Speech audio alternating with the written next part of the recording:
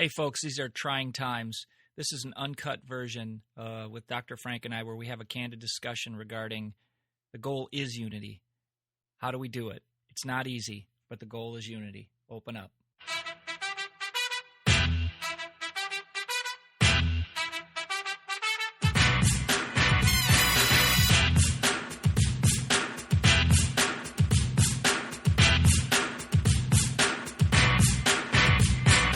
Thanks for listening. If you like the candid discussion and are seeking the truth behind the mainstream narrative, then please subscribe and share.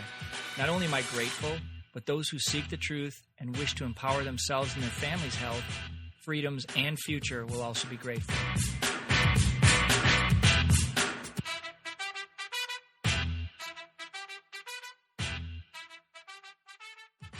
Love ain't no stranger. Ooh. Why does love have to be a stranger? Good morning. I don't know that song, but you were just belting that out. It's in your heritage, right? It's Whitesnake. Whitesnake. Oh. Love ain't no stranger. I know you come from a large family, but is there singers and musicians? Yep. Serious? Yeah? Yeah, my dad was a musician and a singer and cut records when we were kids. In fact, the seven of us, I was number 6, right? So all of us had to take piano lessons or some form of instrument until he realized he had a traveling band that helped him with some musicians that helped him with his record production. And they traveled all across the country. And one of the things that struck him super sad and peculiar was the fact that when they came to our house for the recording week, they were just crazy about my mom's home cooking. And they gave this impression and basically the truth was that they had a rough life of traveling. They were tired. It was wearing them out. And so my dad just took a step back and said, I'm not going to force my kids into this kind of lifestyle. So he gave us the choice at that point to either continue to participate, but not push the agenda and make sure we were talented musically.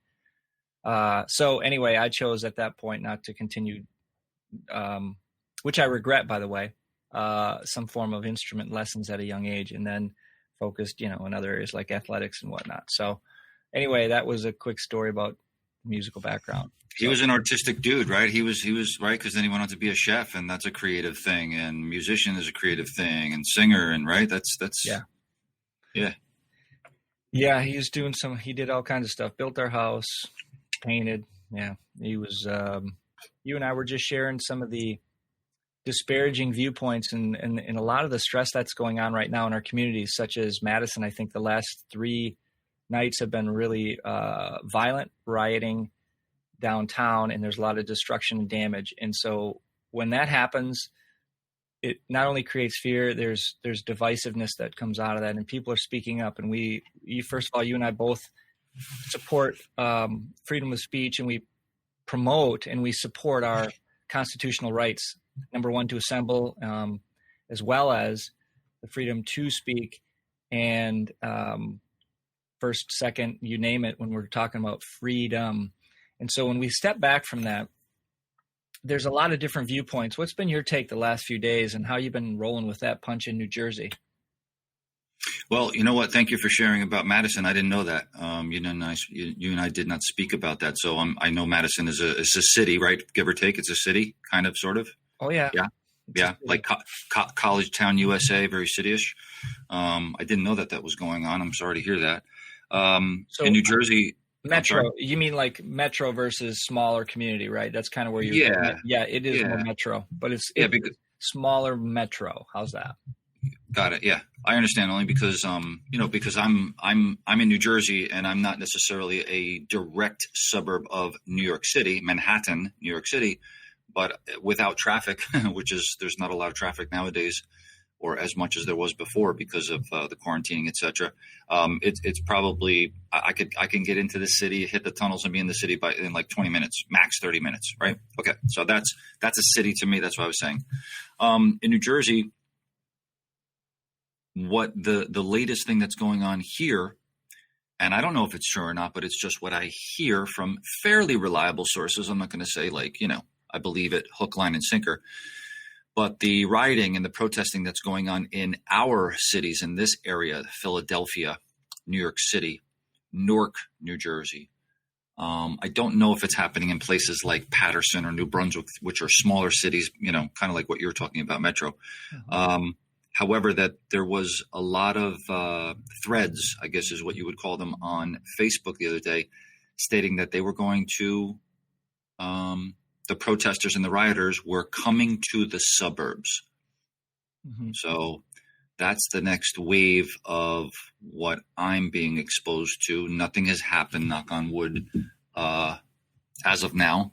I hope it never does, but that's what I heard. And people in our areas are, I would say, they're getting prepared. I don't know exactly what that means. I don't want to, I don't know what that means exactly for everyone, but that's the languaging that I hear in our area. Yeah, and I think there's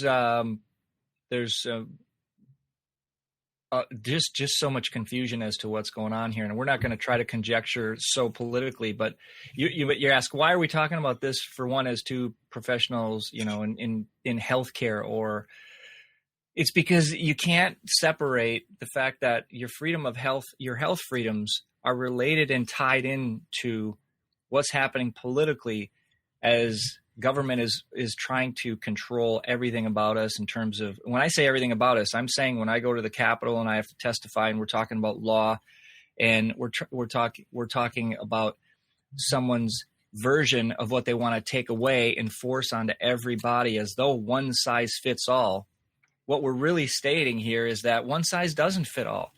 That whether you're a listener here and a patient of Dr. Frank, myself, or another chiropractor, or another holistic provider, a naturopath, an acupuncturist, you're talking about somebody who does something outside of drugs that doesn't fall into the mainstream model of pharmaceutical care and forcing drugs into every human being. And that's why we stand up with this. And that's why the awareness around the stress involved with this process ties directly into your health and your immune response.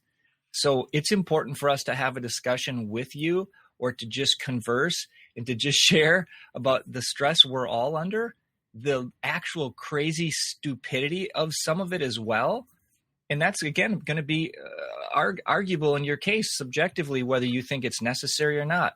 I personally believe we don't need to be violent in what shape or form. That doesn't mean I don't exercise my Second Amendment. That's what's great about Wisconsin. That's what's great about the awareness in Wisconsin. So I think many of us are prepared for that piece. Number two is, when it comes to what that looks like, you have to still function today as a human being and be able to have the right to enjoy your life. The impositions this week, Frank, you and I talked about this. Basically, there was a confrontation with somebody stating about, what we should or shouldn't be doing in a place of business with masks. And that's actually a choice. There's the WHO already said it's unhealthy to wear for a healthy person. And depending on what camp you are, if you're afraid of this, if you're afraid and you've been out in the community, which many of you already have, and either had a mask on and then you're accepted, or you get a weird look, or you don't have one on and then you get reprimanded and you get judged and you get scolded by somebody who's more afraid than you, who is now projecting their fear on you, as though you are supposed to just fall in line and do exactly that. Where's your freedom? And that's my question. Where is your freedom to choose and say, I want to breathe this air. I want to expose my body to everything that I normally do to keep my immune system strong. Why is that so freaking weird? Why is that the abnormal? That isn't the abnormal, in my opinion. It's freaking crazy. We used to play in the street. We used to play in the dirt. You'd eat dirt. In fact, it was not a problem to eat dirt. You ate some dirt because it helped your body. Why are we even talking about it? Because it's so far removed. What say you, Frank? The goal, as the topic says, the goal is unity. And, everyone knows the phrase, united we stand, divided we fall. Mm-hmm. And that's a bromide, and maybe it's overused and it's old and people are like, yeah, whatever. But think about those words. United we stand, divided we fall. Dr. Wade's we're talking about world events. We're talking about what's going on in the world right now. We're talking about quasi-political stuff, right? And he said before, as two healers, as two doctors, why are we talking about that? Because everything is intertwined with everything. So the point here is, united we stand, divided. Do you think that we're going to, as a people, I don't give a damn about the color of a person's skin, personally. Me, I don't care, okay? Mm-hmm. Do you think that unitedly we will accomplish things, or we will accomplish things if we're more divided? I mean, the answer is like, duh, right? So Dr. Wade's taking it to a level of to say, yeah, your health and your health care and your overall well-being does matter. And all of these events have an effect on them. Dr. Wade and I are talking about, we talk about individual health status, like your health status, or something going on with you personally or our patients. Now we're talking about the health of our communities at large, health of the nation at large, right? Our states and so forth. And again, the other thing, I don't want to get on too much of a topic of this maybe, but I will say, to blame it on any one person or any one sector of our population, I think is a big, big mistake. Well, let's touch on that in maybe another way. Healthcare, in choosing to do this, for example, because there's a voice in an area, doesn't mean it's partisan. So if you're extreme left or you're extreme right, I want to clarify one thing. I don't really care, because as Dr. Frank states, that's exactly what the agenda is to keep the divided opposition. The heels digging in on one side, they're right. The other heels digging in on the other side, they're digging their heels in, they're right. All it is an argument. At the end of the day, we stand here together as human beings. We are more alike than different. I'll repeat it. We are more alike than different. We are all fighting for the same things when it comes down to freedom. However, if you believe the government should provide everything for you and you don't want to work, I will never agree with that. Doesn't mean you don't have that choice to do that. It just means I don't agree, and that's okay. Can you agree to disagree? Because I still care about human beings. It doesn't matter if we all agree. That's the hard part. The comment, here's a funny comment. It's funny, sad, it's heartbreaking. It just is peculiar as all get out. I'm only aligning myself with like-minded people. That's a quote in a text my wife received. And I just said, wow, welcome to a bubble. Welcome to the small world, the bubble. If that's what it is, that is actual divisiveness. And they're on the same token. This is the contradiction we all have. So don't think this is pointing a finger. We all have levels of contradiction and hypocrisy in our lives. And so if we can see it in another, it's usually recognizing we do have some of that in ourselves. So the same hypocrisy of saying that statement is also, we're all too divided. You just divided it with that statement. You just divided it. You drew a line and said, you can't, if you don't think like me, I'm not talking to you. Why? Because you can't take it. The stress level's there, which means the cortisol level's there, which means the inability to adapt is there. And that is destructive. That is destructive for the body. That's why I care. I care about my community not being able to get along and handle variation, color, skin, viewpoint, philosophy, choices in healthcare. It isn't saying it's one way. In fact, that's exactly what we are saying, that there's so many ways about it. And on one hand, can we all just play together nicely? No. Would it be great? Yes. Can we work on seeing our similarities in our connectedness better? Heck yes. We are all, and that's why it should be and could be and has to be peaceful, uniting for the the bigger piece, which is for our human rights as human beings, and not this segregation in terms of partisan and or color and or race.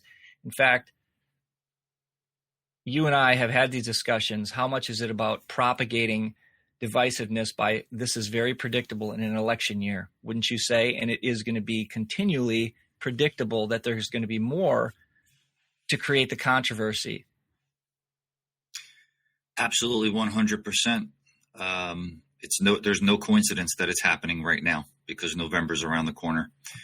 I think we all need to lighten up in the sense that, so when did it not become okay for people to have different opinions? Like, to your point, well, if you think this way and you say this and this is how you behave and this is what you said, I don't want to talk to you anymore, or you're not my friend anymore, or this conversation is over.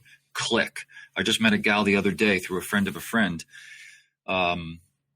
local enough business owner, and she started, saying certain things, and the other gal in the conversation said, well, I have, if the protesters or the rioters do come to the suburbs, I have my American flag up, and I also have a Trump flag, a flag for the president's name. And the one person says to her, she says, ooh, you may want to take that down, don't you think? And I believe they were both supporters of this current president.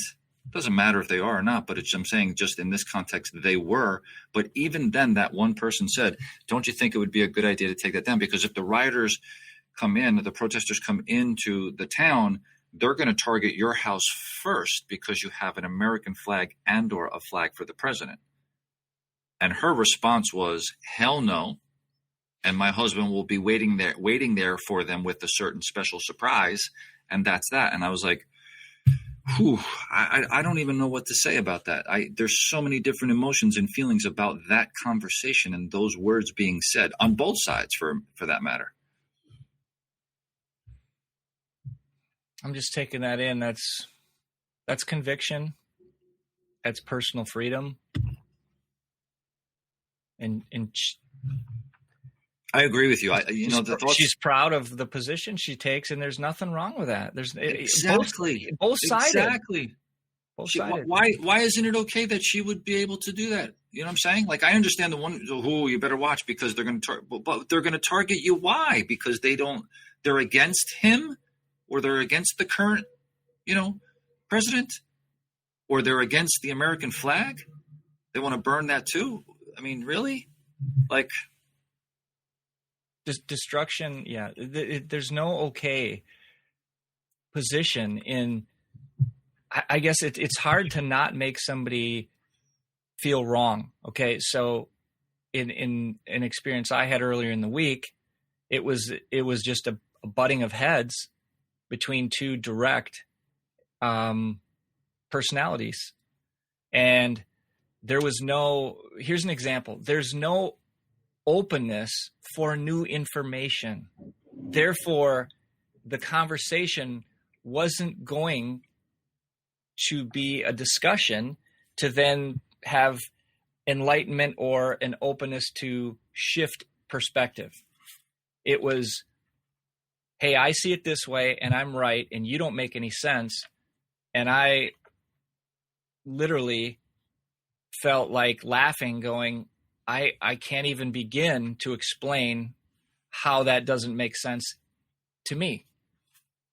And so it didn't matter. And I shared this story with you. It didn't matter how we communicate that. And I'll tell you, on one case, it was, hey, Dr. Wade, I don't agree with you not wearing a mask. And I said, whoa, okay. Why would you do something so stupid was the implication. And that was what it was implied to me, because it's dangerous. And I said, based on what? Based on information you've been shared with that has an agenda to create fear with little science. In fact, there's much science that shows it's not effective and it's dangerous for those who aren't sick. And as a post-cancer survivor and me being focused on my health and all the research I do every day, as do you. And we look and we learn, and we're open to shifting our perspectives and learning new things. And actually, like, the way I think today isn't the way I'll think in next year. The way I'll think, I don't have to plant my feet in concrete and say, this is how I'm going to, it's more like the body's self-healing. That's self-evident. That's a universal law. But I'm going to learn and stay open to all the new ways we can assist and help and support the body. But in this case, the conversation wasn't going to go anywhere positive, because then it would have been me projecting how right I am. And that doesn't serve anyone. It didn't serve me. It didn't. And so that's just an example, folks. And what I'm sharing with you intimately on this is that every day we're confronted with someone else's perspective. The real question I have for you is, do we have to project our belief system onto someone else? Because we all do that. There's times I've done it and there's times I will, but it's catching myself and going, wait, were you asked? If I'm asked for this advice, then I'm being invited to give it. That's case in point, Dr. Wade. Case in point, based on your story, where if there's someone that is for wearing a mask and there is someone who is against wearing a mask, there's arguments on both sides. There are facts on both sides of the fence of that to say whether or not it is effective. I would say that there's probably more reasons why not to get into a debate here, but just there's probably more reasons why not to, and the effects that it has on your body physiologically and what it really doesn't do as opposed to what they're saying to do. However, when you're in a conversation and someone gives you the response and they say, well, the one main reason why I'm not is because I'm a cancer survivor, conversation is done. Conversation is done. And case in point, where I'm saying is we all of us, you and I included, we all have to come into those conversations open enough to be able to not prove the point, push the agenda, but be open to the viewpoint. In my office, for example, one of the things is people ask and they say, what do I do? Is there any protocol? Well, number one, we're taking our protocol. We're doing what we need to do as far as cleanliness and sanitation and so forth.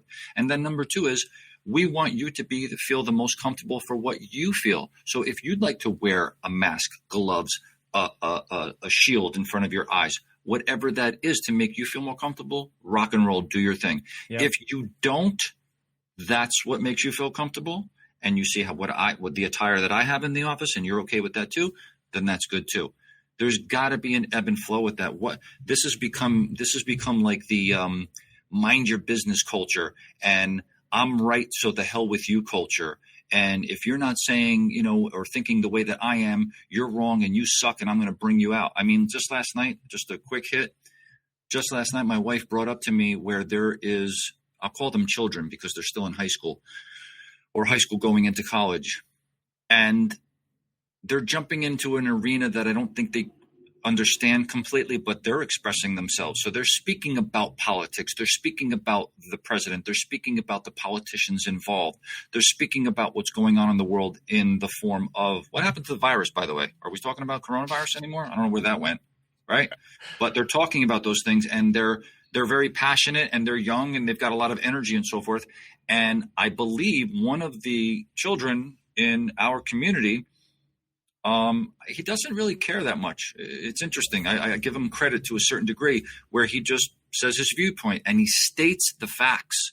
It's not like, oh, I feel like this or I feel like that or this is my belief. He just says, here's what was said, here's what was done. Here's what was said, here's what was done. And don't you know, somebody, I don't know if it was an adult or another child, actually I don't know if I'm saying this right. I don't know if they started a petition or something so that someone would write the college that this particular individual got into to question whether or not he should be going to that college because he's racist.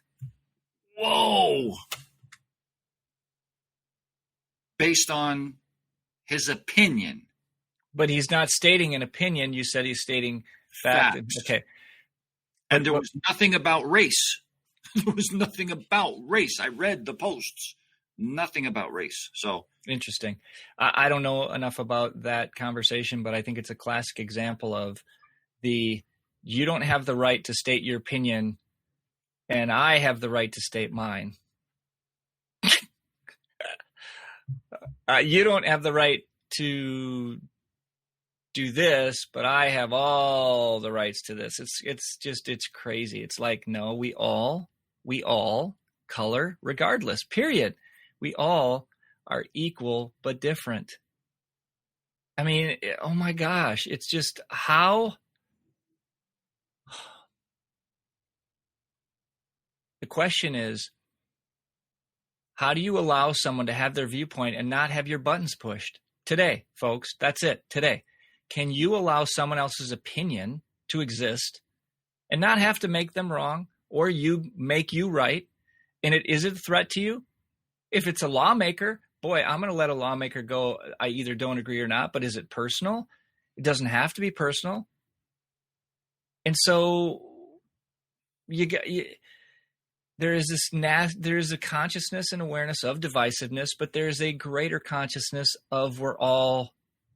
I mean, the statement that we're all in this together, yes and no. I get it. I agree with it in one, but I mean, there's arguments, like you said, both ways. There's arguments to how true or not true that is. I agree with you on that statement. I like the phrase we are one more than we're in this together. Yeah. We're one.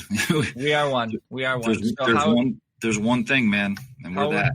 How we're treating ourselves, first of all, is how, can we love ourselves, or are we disgusted with ourselves? Number one. Mm-hmm. Can we love ourselves, which means then we can allow ourselves to share love with others. And when we recognize the oneness, then you can't help but show love with others, because you are them, they are you, we're all connected that way. But again, someone wants to paint a picture that we're not, and that you're separate, and that separateness serves their agenda. And you have to be aware of the big picture of that rather than latching on. But we're human beings, and we're also coachable, trainable in the programming that goes into our minds and our states early on. And this comes back to this, Dr. Frank, is critical thinking. I had this crazy several flow experiences in my office where people were just pointing out, oh my gosh, where is the critical thinking? I mean, that was their conversation coming in. And it was kind of like the law of attraction, just in experiencing, wow, the consciousness here is, where is the critical thinking? Where is someone's ability to see what's happening and recognize that that's only a half truth? Like, why, when we were trying to open up Wisconsin for business, because and people, for the whole story, I've had the blessing as Dr. Frank to be open this whole time as an essential business to care for my patients. And I'm honored, privileged, and extremely respectful to have been having that opportunity. I would have gone crazy not being able to serve and not being able to work, and drove everyone in my life crazy. So what do I do when it comes time for other folks that I've seen suffer, struggle, and actually have their constitutional rights infringed upon by forcing them to stay home when their choice was to take that risk and serve, while they were also going to be considerate and conservative and respectful of other people's wishes, but they still have the right to provide an income for their family. And so what was I going to do? Just sit there and say, hey, I don't care about anyone else because I've gotten to work? No, I felt like it was part of my duty and obligation to support anyone that wants to support the community, their family, their livelihood, and serve their people and actually go about working, which is a great thing for America. Well, when there's a fear projected, those people are just being disrespectful. I mean, again, there's opposition. Why can't they have the right to do this? But your fear is so strong that all of a sudden everyone else is wrong because of your fear. I have a problem with you projecting your fear on everyone else, just like it should be a problem for me to project my fear on everyone else. It's the same thing. I'm not sitting here blaming one person or one viewpoint. We all do it. My point for that is, why is there a judgment then for somebody who actually supports that? Well, that's serving, there was no media coverage on that. They acted like it was not even existent. But when there's 200 people or there's 50 that are creating this, the instigators, they're promoting this propaganda to increase the fear and to sensationalize. I have a problem with that. I have a real challenge with half-truths promoting negativity, and none of the positivity gets promoted. Why, Dr. Frank? Why is that? Control, man. Control. It's all about control. It's all about that narrative of control. And I just hope, I hope and I wish that more people will see that. I hope they will become awake to that. That's the reason behind it. That's the reason for division amongst us. And the more that you view one side of things, the more you may think one side of things. So it just doesn't help. I'm not saying I have all the answers, but by no means. But that narrative is being pushed every day, all day. It has been being pushed for years, decades, and I just hope that more people can see through that. They can see through that. I'm not talking about, a black and or a white thing. It was interesting as you were talking a moment ago. Right after all this animal, I'll call him an animal, the officer that that had the knee on the gentleman, yes. George Floyd's neck there. I don't want to disrespect anybody, so I'm saying his name and all that stuff. So George Floyd's neck. The guy Chauvin, whatever the officer's name was, he's an animal. The very next day, I had electricians at the house. I had a light that was out, and they came over, and I didn't recall. My father had sent them over because they were friends of his, and they came over, and I don't remember what the guy's name was or whatever. But there was a gentleman that had gotten out of the van, and he was black. He was African American, however you want to say that. And I said, "Hey, how you doing?" He says, "Hey, how are you doing?" And he goes, "I'm Randy." I said, "I'm Frank." And we started talking. He goes, "Oh, that's he goes, and this is Tom." He goes, "We're working together here." And I was like, and we had an awesome conversation. They had kids that were in their 20s. I have kids in their 20s. They both. I'm not divorced, thank God, but they both were divorced, and they were talking about trials and tribulations of raising children and being that atmosphere. My point being is, there was no divide. There was no divide. It didn't even enter my mind, and I know it did not even enter his mind, because we were jovial and we embraced one another. I call him like a new friend to me, right? Like we really connected on raising our children, and the fact that we're trying to do the best we can with these 20-something-year-olds, because their mindset is different, and there's a little bit of a generational difference. I went into my post office locally here.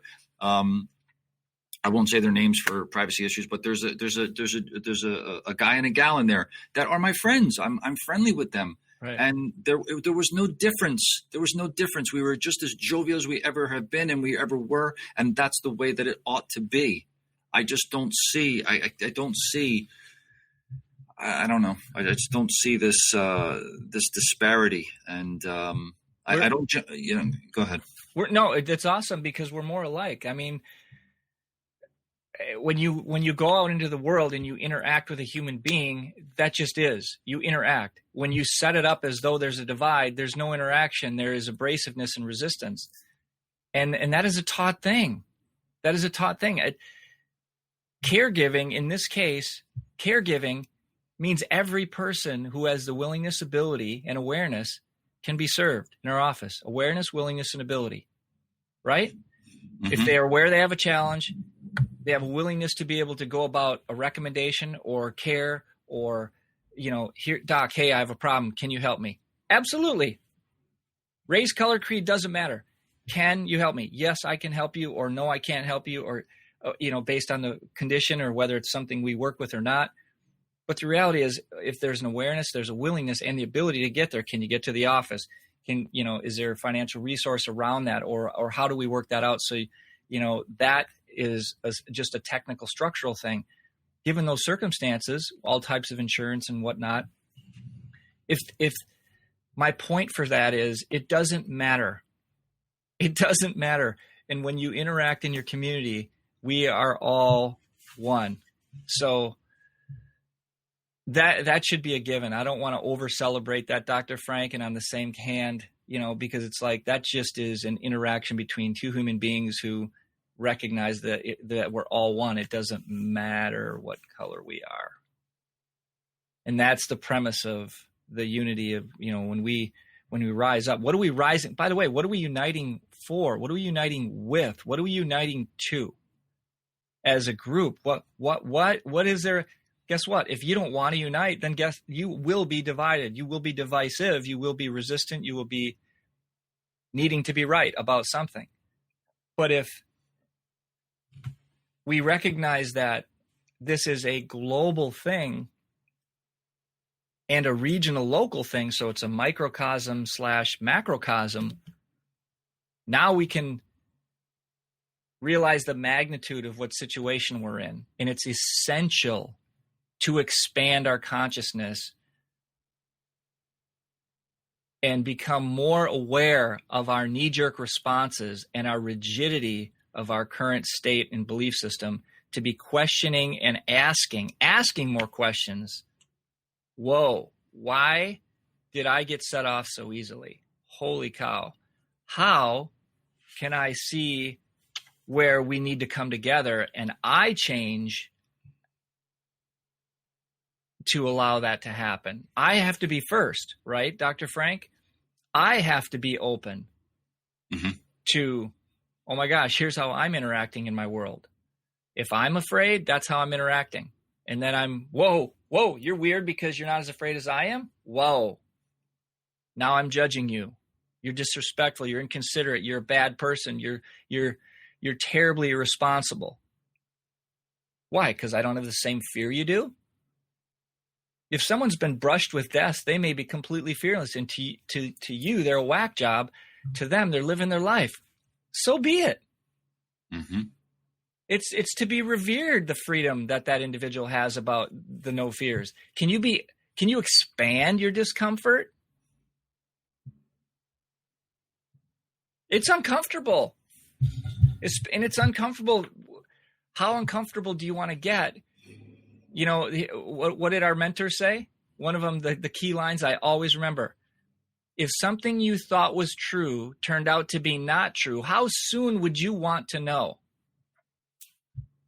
Never. Next week? There's a lot of different answers because people come from different perspectives, right? Some people would never want to know. Some people would want to know right away. Some people would say, well, it depends on what it is, right? Well, here's an example. Back in 1941, just an example, 1941, they passed a law that put iron into our food. Iron enriched. Iron enriched in our food. And many of you think, well, hey, that's great. Guess what it was for? It was for a real small percentage of the population, which is pregnant mothers and infants. That's it. So now all of a sudden, every human being is forced with iron. Well, why is that so essential? Because iron is an oxidative stress to the body, and many of us struggle and don't even know it because it's a precursor to many disease states: heart disease, stroke, diabetes, cancer, dementia. The damage is caused by iron, which is fortified in food, which is known carcinogen.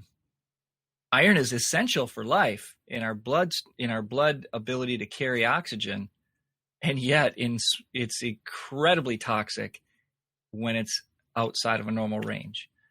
And so the crazy thing there is you're eating fortified food high in iron. We only need 1 milligram a day in our diets.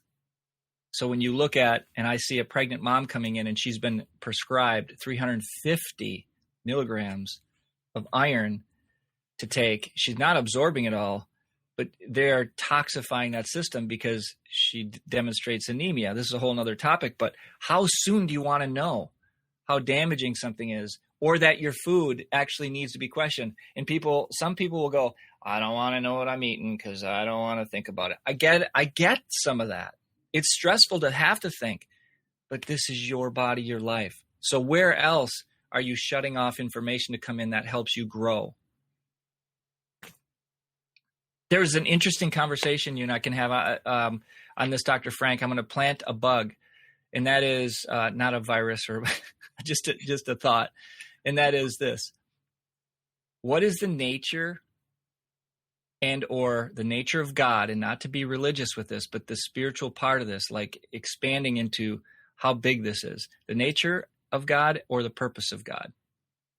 And Dr. Heather and I were having this discussion yesterday, and she's like a bit of a muse for me in terms of stimulating different thought processes and expanding my ability to think differently than I normally do, to go, okay.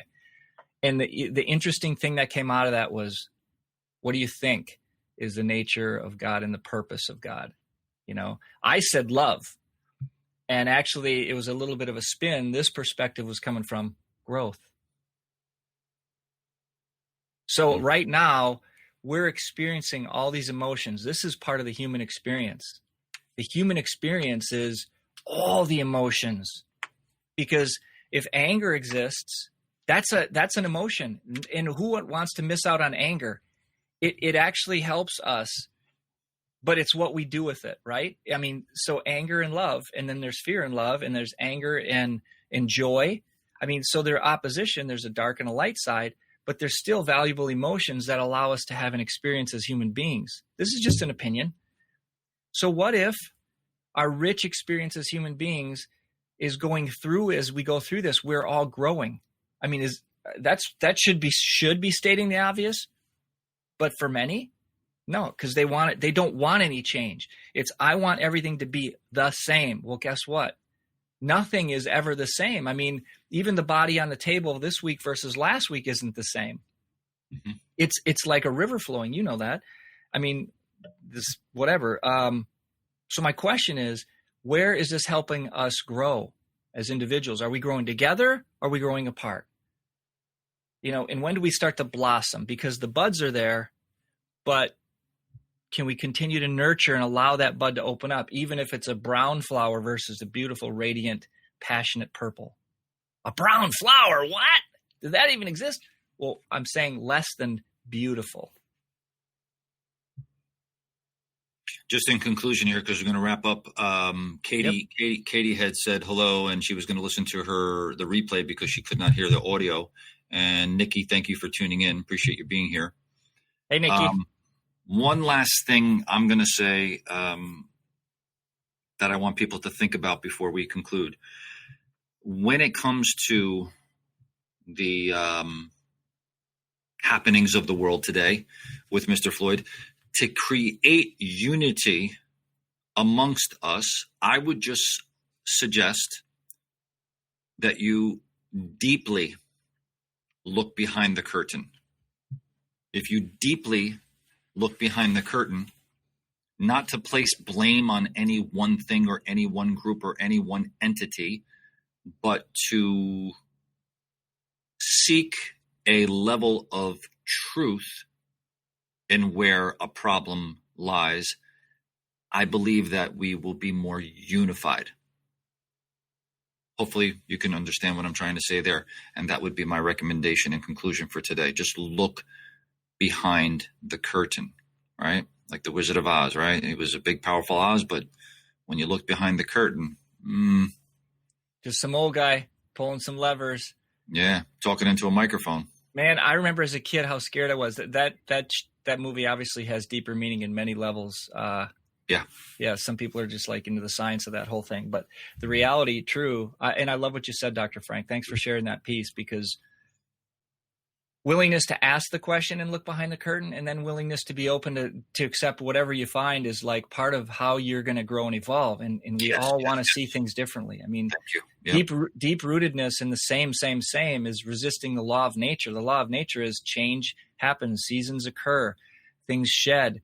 It's uncertain. And some is yet very predictable. The sun rises every day. The sun rises. The sun rises, whether you're fully clothed, fully fed, well slept or not. The sun rises. We have an opportunity. Some of this predictability and system, and yet our consciousness is part of that. So awesome. Sorry for the a little bit of the erratic discussion today, even though it all tied in. And I think they're all really great, pertinent points to support you as a human being. Dr. Frank and I are also just real human beings struggling every day in terms of our desire to help folks struggle less, our vision to create choice for our patients and freedom in their health so they can choose and experience the best life possible on their terms.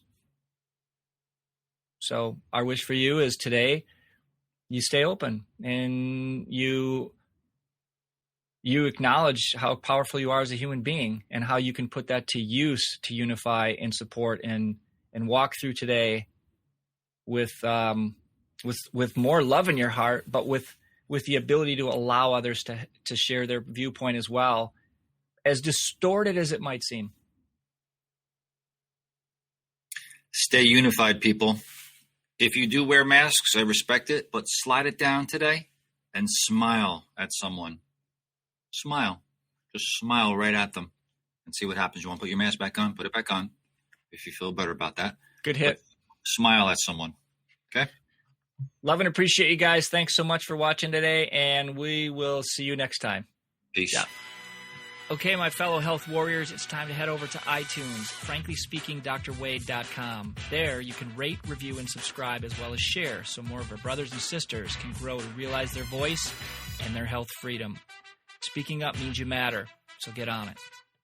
This podcast is for information purposes only. The statements or views expressed are not medical advice and are not meant to replace the advice of your medical doctor. This podcast, including Dr. Wade Anderson and his guests, disclaim responsibility for any adverse effects you may experience from the specific use of information contained herein. Opinions of guests are their own, and this podcast does not endorse and accept responsibility for statements made by guests. This podcast does not make any representations or warranties about the guest qualifications or credibility. This podcast may contain paid endorsements and advertisements for such services or products. Individuals on this podcast may have direct or indirect financial interest in products or services referred to herein. If you think you have a medical condition, consult your licensed physician.